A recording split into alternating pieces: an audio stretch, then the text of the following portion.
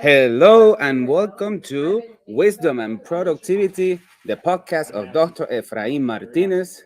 I am a principal in search of wisdom, and I have found productivity to be a great tool for success.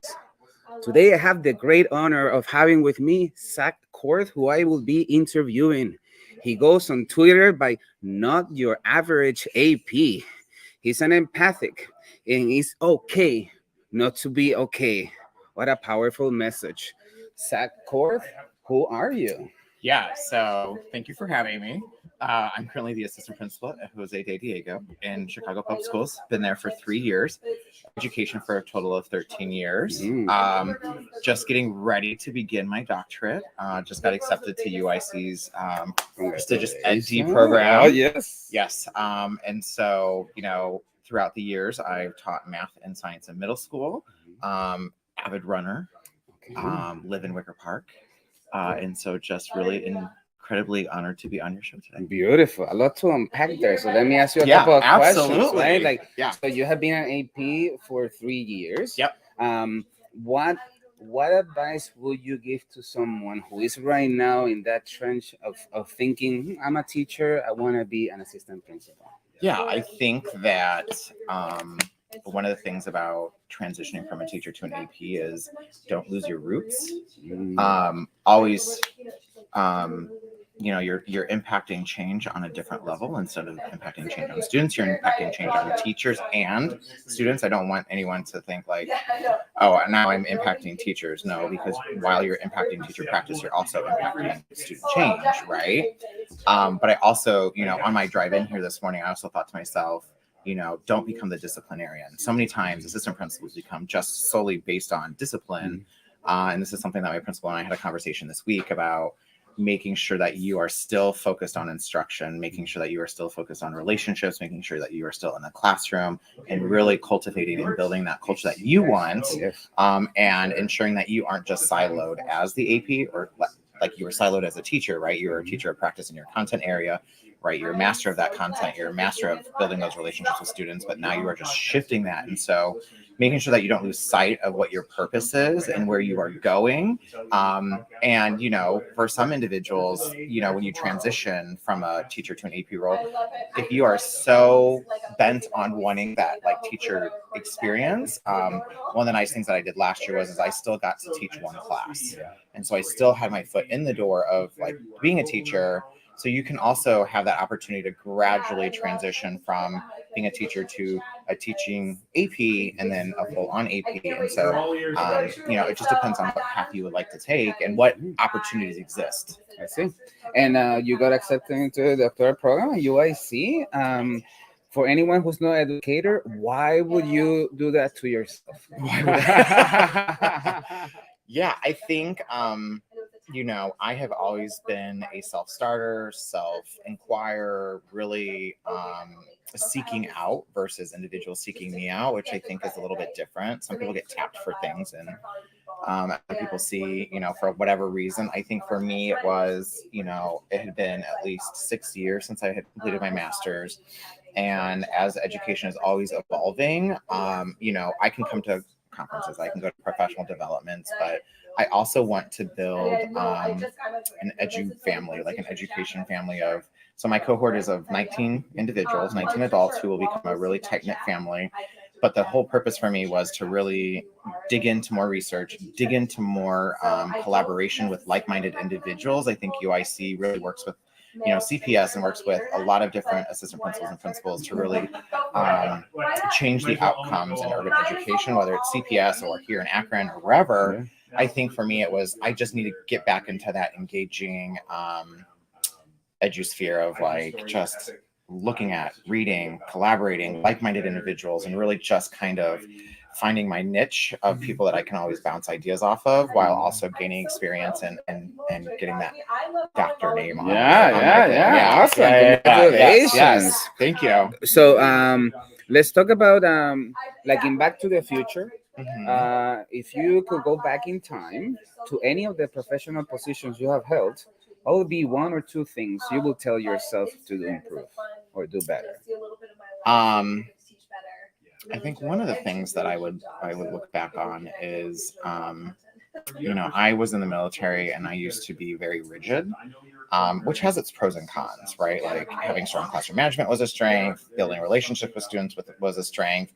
But I always think about what if or what could have happened when I look back at my teaching career, and I think to myself, what if I wasn't so rigid? What if I didn't have kids in desks? What if I didn't, have such structure, and there was this productive struggle, and there was this productive, this controlled chaos, right? It wasn't until years later that I did an evaluation where one of my principals was like, "No, your transition was perfectly fine. It was controlled chaos, right? Kids were engaged. They were a little bit loud. They were moving from one place to the next." And I think to myself, like, what are the opportunities to let go and let be? And so our campus is a personalized learning campus, and so for us it was just what opportunities exist for student voice to be elevated even more, which is something I'm focusing on now. Beautiful. Thank you for sharing that. I appreciate it. Reading books. There's a famous quote that reading books is like having great conversations with the best minds. Yeah. What is the one book that you are more likely to give up as a gift to someone that you love?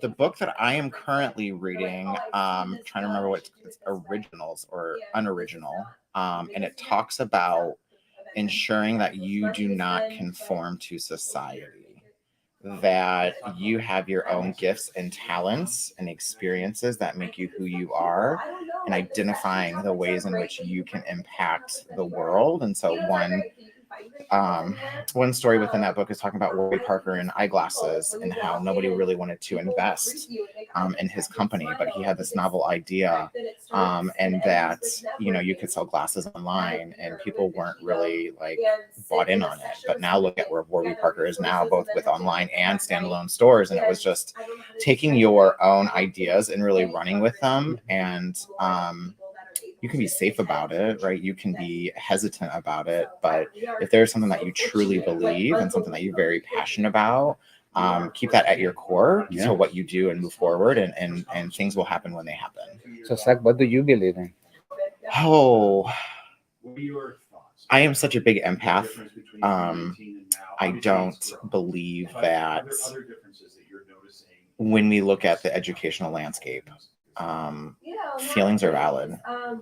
We need to center in on the human first, and really understand who we are working with, and how we are interacting with those individuals, and what their stories and what their experiences bring to the table. And I think moving into an administrative role, I think, or any role, right? Like whether it's education or not, like when you are a leader, how are you tapping into individuals' experiences and gifts and talents, and entering that through your heart, through understanding that we all have a story, and that story leads us to how we interact with one another and our students, and getting to know that, and then propelling them to even better, or even greatness, right? Like I just think that we have lost so much in the ways of feelings within education, and it's such a do this, do this, do this, do this, or policy or compliance or whatever. But I think we're losing the heart of what education means, which is creating individuals for a better society. And that also means that we need to ensure that they also have the feelings part, right? It's not just about academics, but it's also the social emotional part. Wow. Members of the audience, we're going to take a 10-second break to celebrate our Teach Better community. And this is a great conversation. This podcast is a proud member of the Teach Better Podcast Network.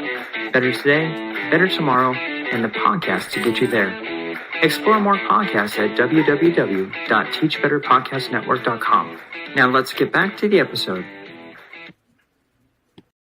Zach, Yeah. who are your biggest influences? I think when we talked, there sometimes it's always ever evolving. I think my mom is definitely a large influence of, we our relationship has kind of ebbed and flowed just a little bit.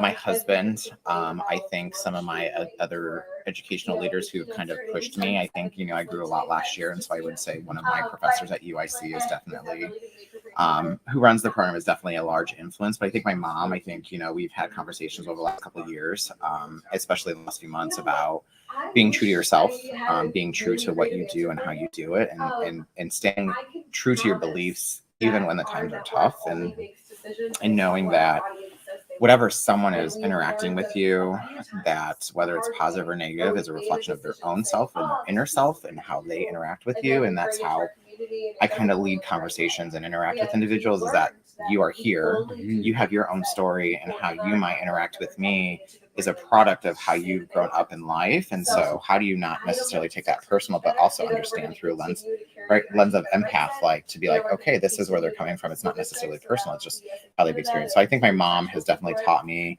a whole heck of a lot, than my husband, obviously, who's just like there, like the ride or die, right? Like is just right there and is in the daily drums of whatever is going on. And I think just he's an artist. I'm like super type A, and it's just a nice balance. Yeah. So like he's able to kind of balance out what is going on in my life and what is happening, and kind of see from a different perspective. I see. Yeah. I want to peel that onion a little bit. Yeah. I think when you talked about the influence, there's a story there where I think you implied that there was a moment where perhaps you didn't have full confidence. Yeah. So Did I get that? Yeah, you did. So I came out, so I think we take a step back really quickly and talk about like there aren't many LGBTQ leaders. So I think that is also like when we talk about diversity. So I think we need to hone in on that. But I also think like I came out at a really young age in Iowa, and I didn't necessarily have the support and confidence to lead through any of that, right? So from 14 to 18, yeah, I was at home, and then I went to the military, and then left the military for reasons. And then had to navigate life on my own for a while. And I think that is, the world is my influence. I am my own influence. And the fact that I had to seek out and figure out how to go through the daily drums of life and figure out where I belonged and where society would accept me. But then also how am I leading my own way and paving my own path. And so, yeah, there's definitely times, and there was definitely times both then and now, like, do I have the confidence? Texting a friend yesterday about like imposter syndrome, right? Like, do I belong? And because of that, right? Like that road that I have traveled has been so, I'm sure it's paved with good intentions. Yes. But at the same time, like it has made me who I am today to really lead with the heart and the empath and the understanding that all of our kids, especially inner city kids, are really struggling with maybe not the same thing that I am struggling with. But may have a single home, may not have the support of their families, may have to be raising their siblings, right? And I think those are all what makes me a better leader and a better human, and trying to get through that they understand, and that there is a better day ahead. It's like you lightly touch about coming out. Yeah. What advice would you have? Maybe there's someone in the audience who's thinking about it. Maybe there's someone who wants to guide a student or a loved one. Yeah. We're all different, but what advice would you have?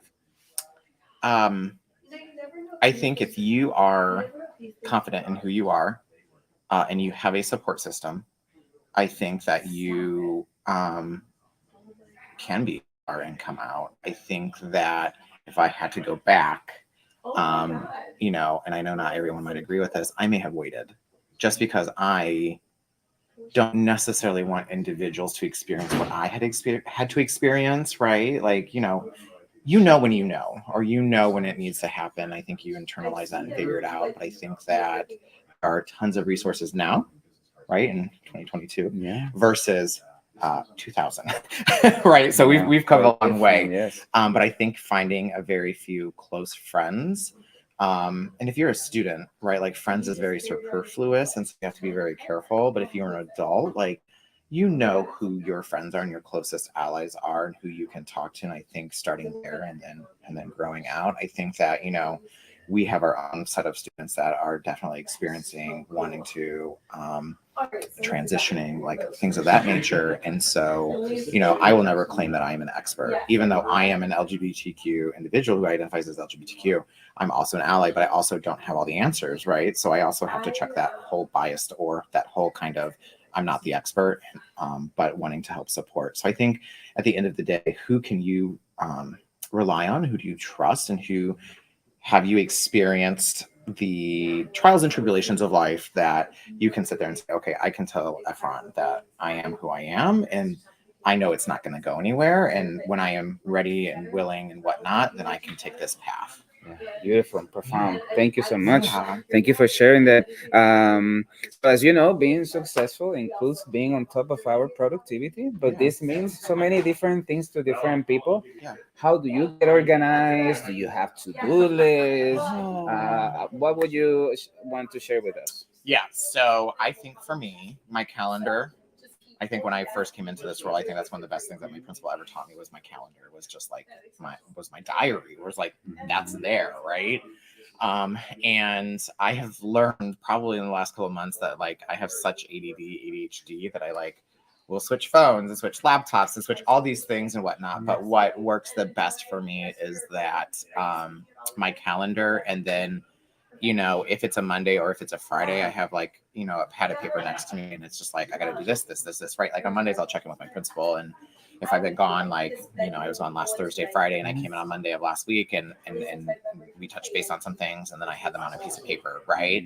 But for the most part, it's my calendar, and it's like, okay, I need to talk to this student, or I need to call this parent, I need to do this. And like, I put them in a little 15-minute increments to be like, this is where I'm at and whatnot. So, and I've also shifted like my running style. So when we talk about productivity, we talk about both professional and personal. And so for me, it's like I used to wake up every morning at like 4:30, 5 o'clock in the morning and run. But then mindset wise, it was just like it was butting up to like the start time for school or wanting to get there. And it kind of created this anxiety. So then I flipped self-realization that like, oh, you know what? Maybe I should run at night because then, or run in the afternoon or evening when I get home, because then I can just zoom, and just kind of really, one, decompress the day. Two, I don't have to rush. Like I don't have to set a certain time or whatnot. And so, I think it's realizing what works for you. Yes. And balancing those priorities, but then also, I think the calendar for me is a really good tool. I love the calendar. Yeah. Okay. Yeah. Okay. And how do you communicate with your staff? Any advice do you have in when exchanging communication with your staff? Yeah, I think it depends on the situation.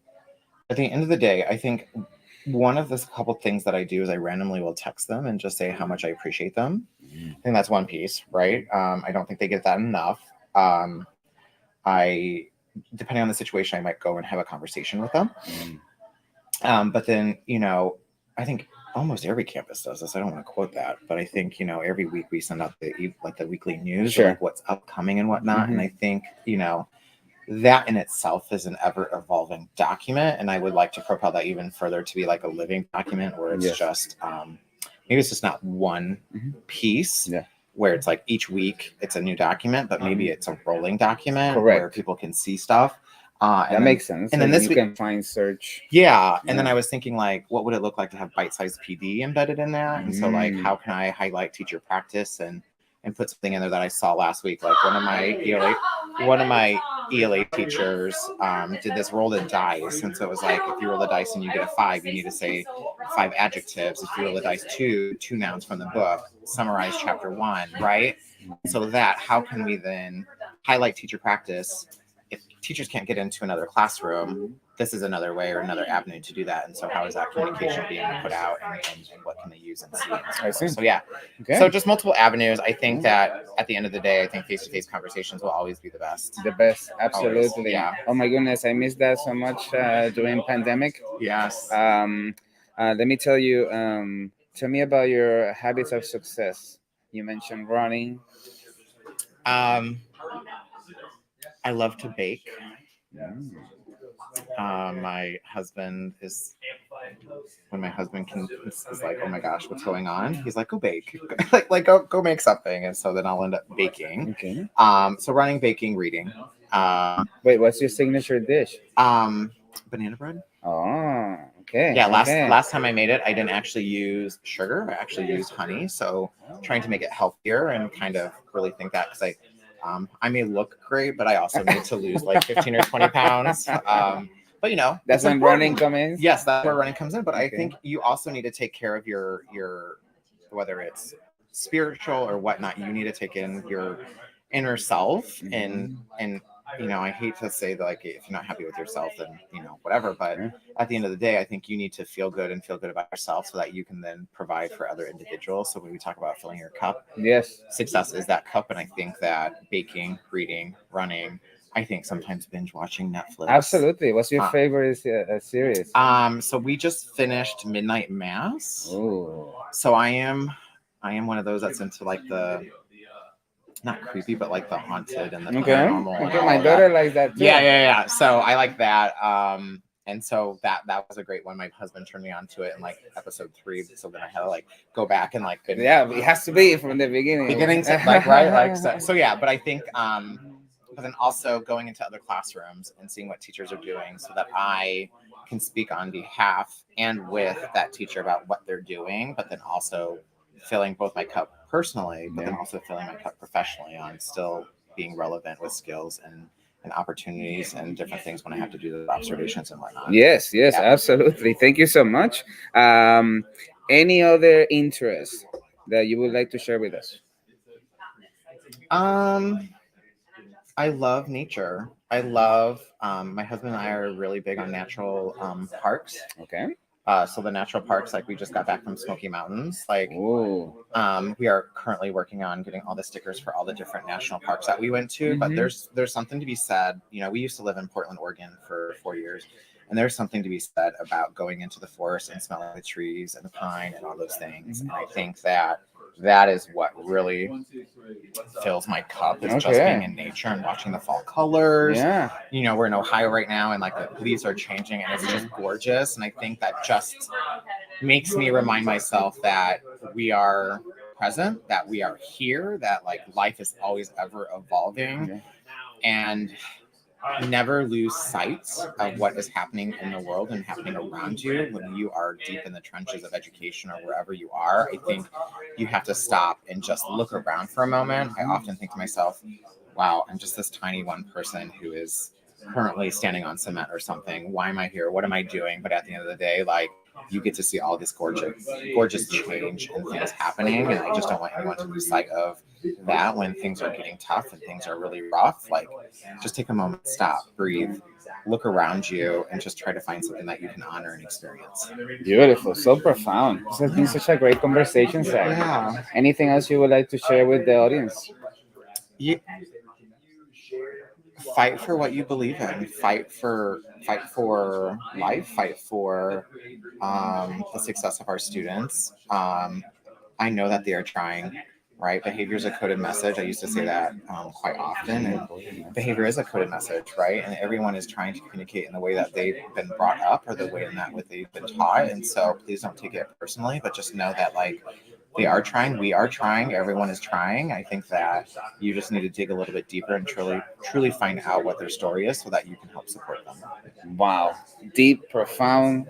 Pleasure having you in the show. Yes, I hope to see you again. Of course. Bye-bye. Thank you for listening to Wisdom and Productivity, the podcast of Dr. Efraín Martinez. Chulu. And I love that production. Chill out.